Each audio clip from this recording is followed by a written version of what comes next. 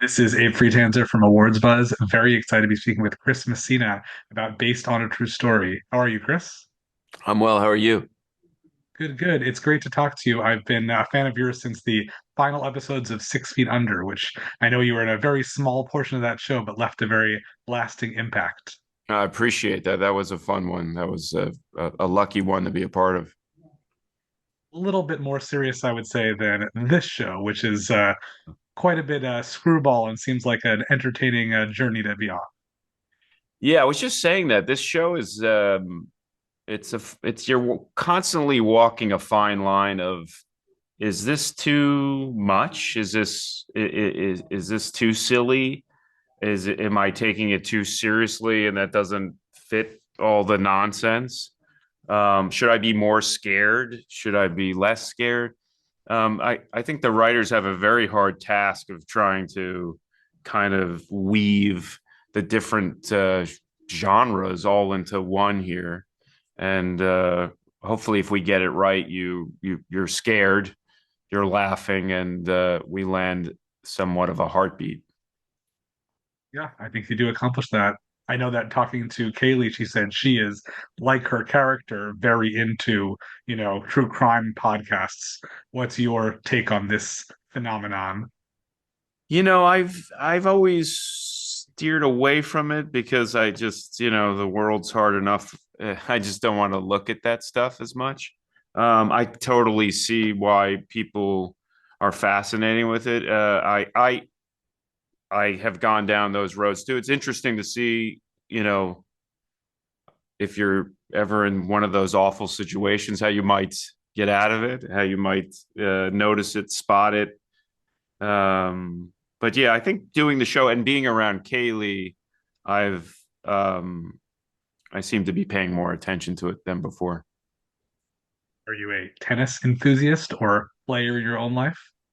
Because of the show, I the first season I took lessons leading up to the show, and I wasn't good at all, but liked uh all the tennis stuff I was researching. I read Agassi's book, and then the second season I took lessons throughout the show, and leading up to yesterday I took a tennis lesson. So I've become a big fan.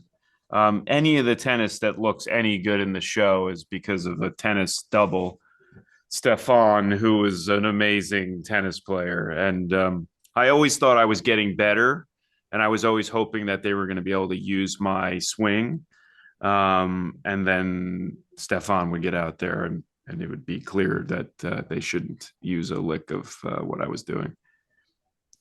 Well, I do think that while, Nathan is fretting about some tennis stuff, that really takes a bit of a backseat in this season, especially to his relationship with Matt, which I really enjoy watching, even though it's not really beneficial for either of them. What is it like getting to work with Tom in this new context?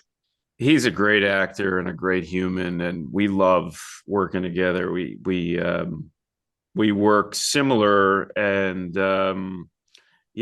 we find ourselves on a Saturday or a Sunday zooming and reading through scenes and talking about the characters. And I loved what they gave us this season because he's he's Matt's kind of like a muse to Nathan. He's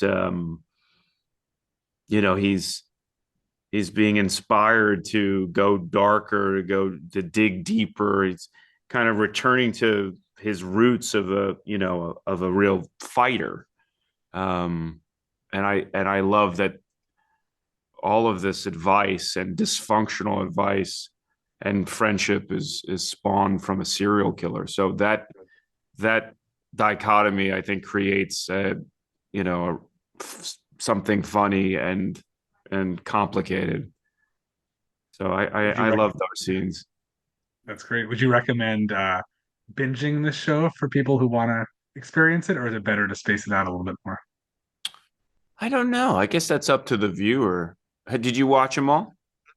I did. I was preparing for our interview Right. today, So so you I was like, you I have had you to. were forced to binge.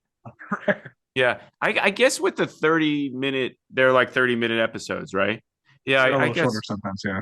Yeah, so it's probably fun to just dive in. I personally like I feel like when I really like a show, I like to it's like a good book. You don't want it to end. So that week wait or whatever it is often fun. But maybe a show like this, it's best to just go all in. Yeah. Well, I hope that once people have seen it, we can revisit this conversation and talk a little bit about season two finale spoilers and what's ahead for season three. But for now, we'll leave it there. Pleasure to meet you, Chris. Nice to meet you. Thanks for taking the time today.